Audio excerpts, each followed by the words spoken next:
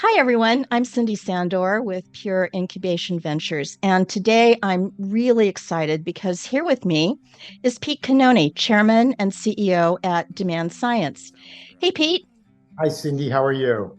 I'm great. Thank you. Thank you so much for joining me today. I'm just so honored and thrilled to have the opportunity to discuss your successful 3-year tenure as CEO of Demand Science. And of course, a big congratulations on this remarkable milestone. Tell us what the last 3 years have been like for you and for Demand Science. Well, thank you for having me. It's great to spend time with you. I'll start by saying it's been an incredible journey. 3 years of an incredible storyline, journey, chapter, which is, as I always people in the company would say, we're just getting started. But That's right. if I go back to the beginning and spending time where I sat with Barry and Melissa and had a chance to talk to them about the bigger vision of what this company, where it's going, what it could be.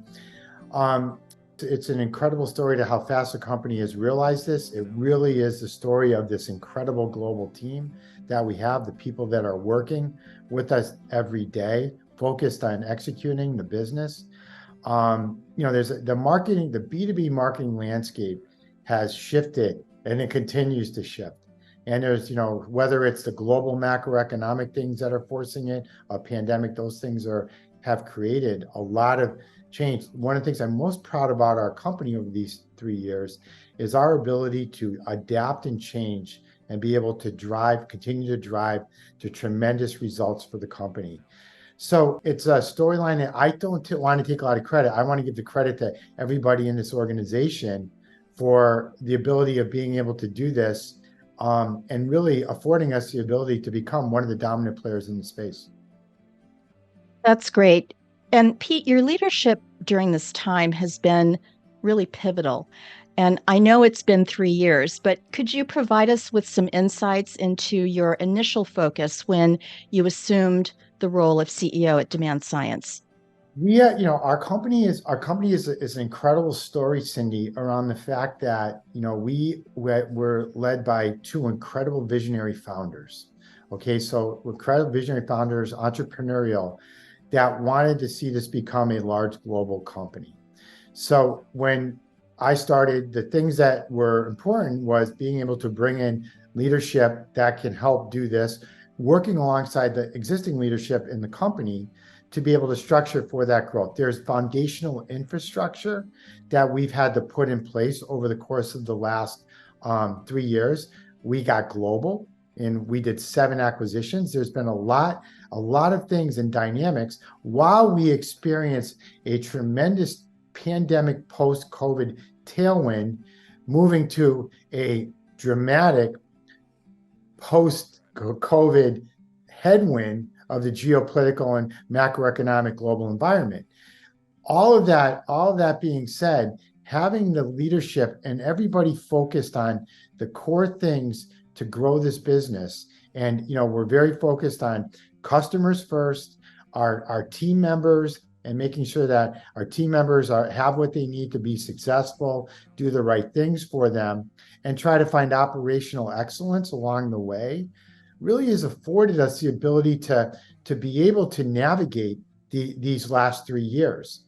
But I'm very, like I said, Cindy, I'm very blessed and fortunate and honored to have had such a great global leadership team, because it takes a village here to be able to drive what we've been able to drive to the point where we're at today. Absolutely. I have to imagine that navigating this course must have been super challenging, particularly as you mentioned, considering the external factors. So, could you tell us a little bit more and reflect on the impact of the pandemic and the subsequent economic downturn and how that's affected your leadership and also Demand Science as a company? Well, one of the things that the company, I know we talked about this on our global town halls, is this isn't, I've done this, I've been through 3 of these. I went through, not through a pandemic, but I went through 2000, 2008, and then 2016. And these were traumatic, global macroeconomic shifts. And one of the things that you never, this too shall pass.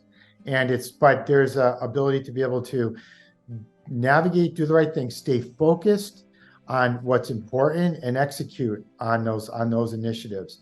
We have a tremendous leader in Susan Falzapur, who's our chief operating officer, Bill Harrigan, who drives strategy and some of the product, and our sales leaders, Eric, John, and Terry, our operating people, Katie and Anna Marie and Johanna, and I can name, and John Milton. Everybody works and there's a lot of experience here, Cyndy.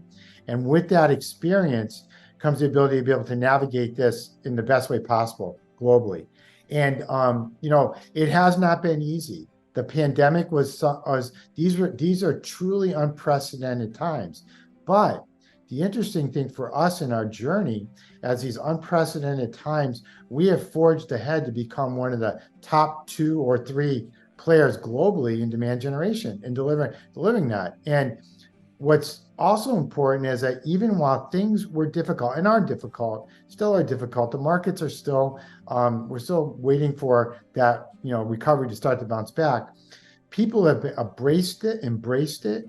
They've worked really hard. They've stayed focused, and they've allowed us to really fight the good fight of that and win a competition and be able to beat the competition.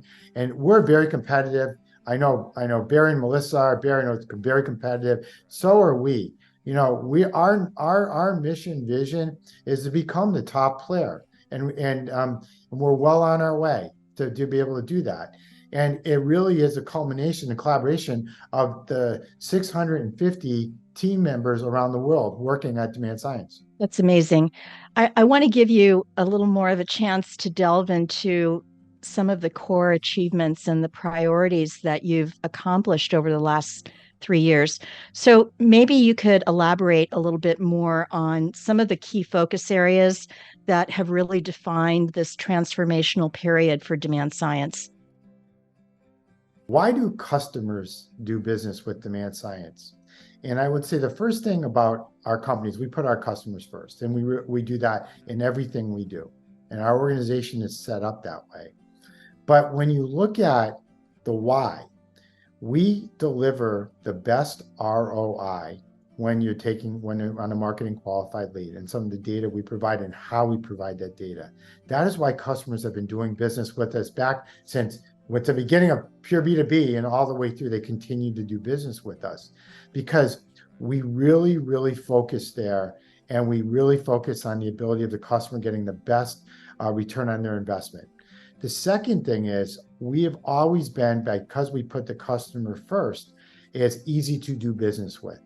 And we're focused around making sure that our customers are in their journey, their marketing journey, that we're part of that journey. And I'll get into a little bit more of that in a few about talking about now as we're thinking about the future, how this is going to be continually important because we positioned ourselves really well there to win. And we have got tremendous accolades there.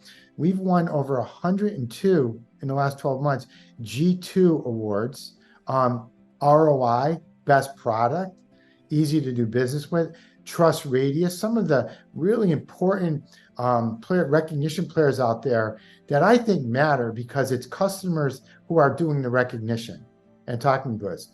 In addition, the great work, we're one of the fastest growing companies globally. We've been recognized by the Financial Times, with Europe, North America, South America, continuing to move up on that list.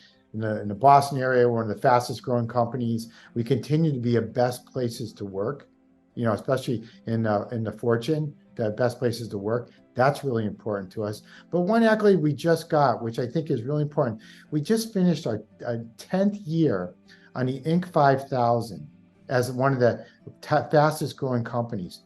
Less than 1% of companies on that list have ever achieved that milestone.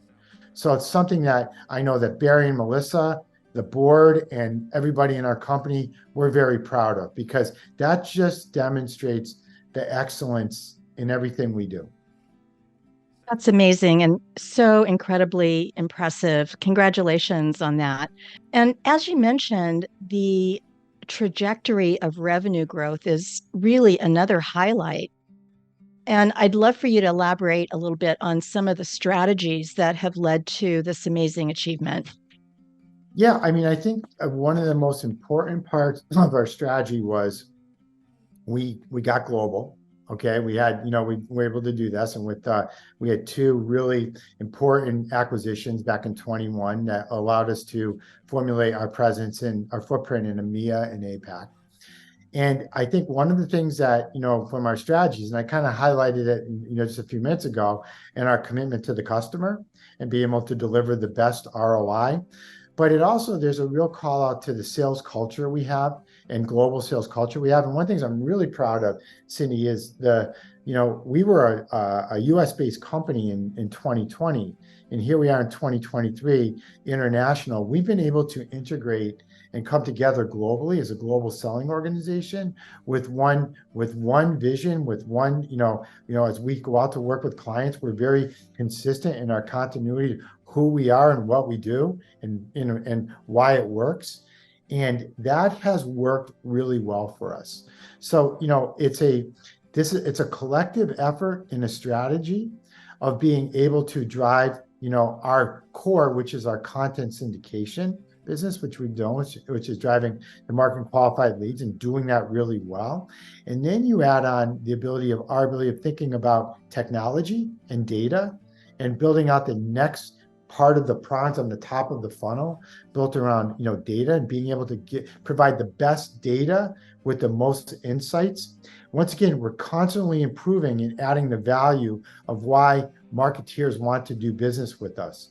So our strategies aren't complicated. They're not, but they're very focused and simple about being the best we can be and utilizing transformational, technologies that we've acquired. We've added an incredible amount of technologists, smart technologists, and other folks that are driving this foundation.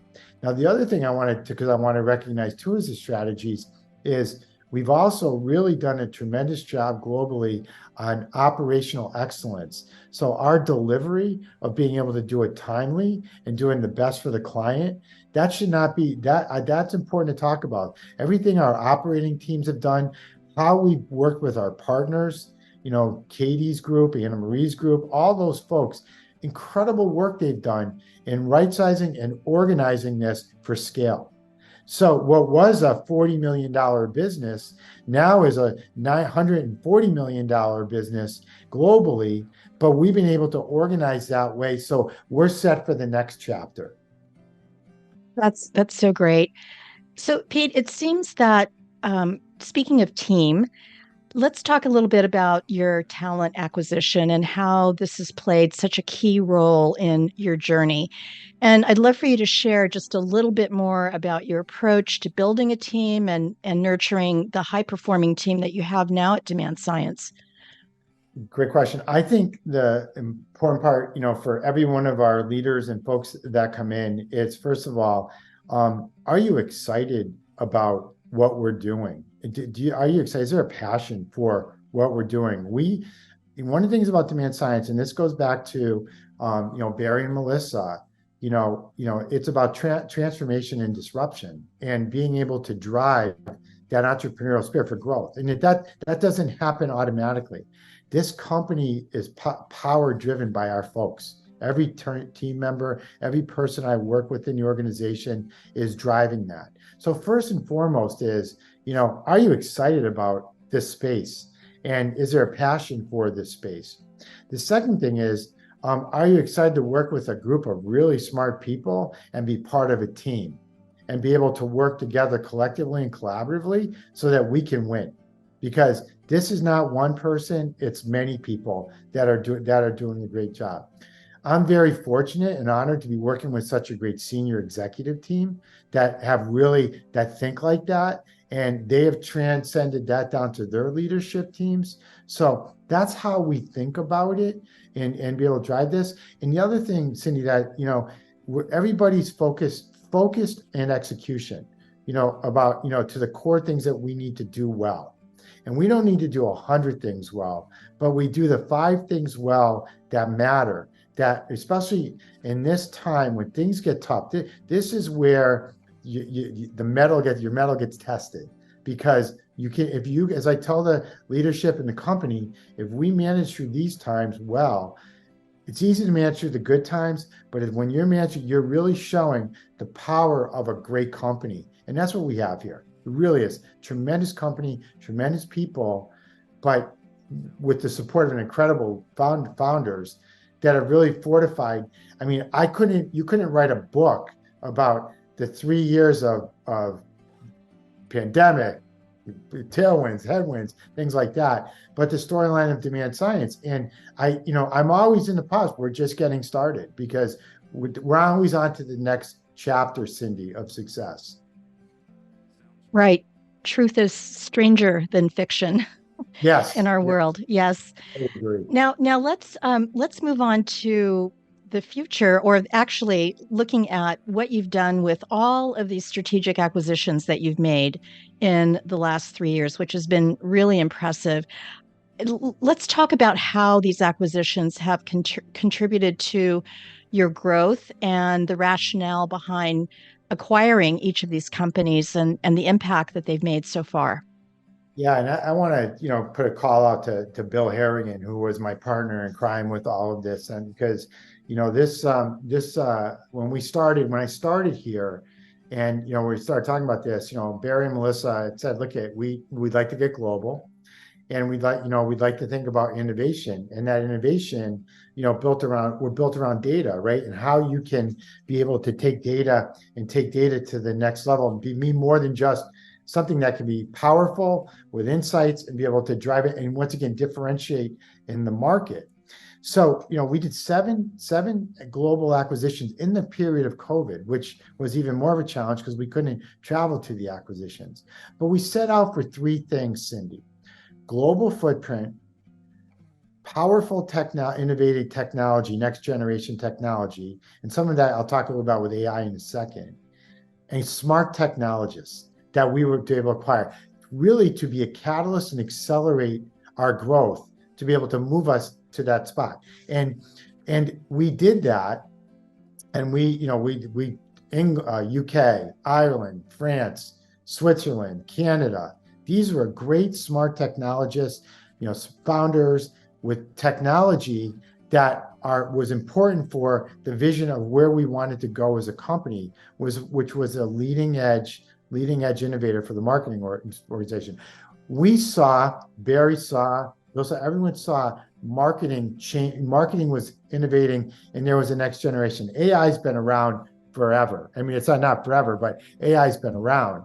And part of this was getting this technology. We were able to establish our AI labs. We were able to put some really, really smart people and data scientists on this.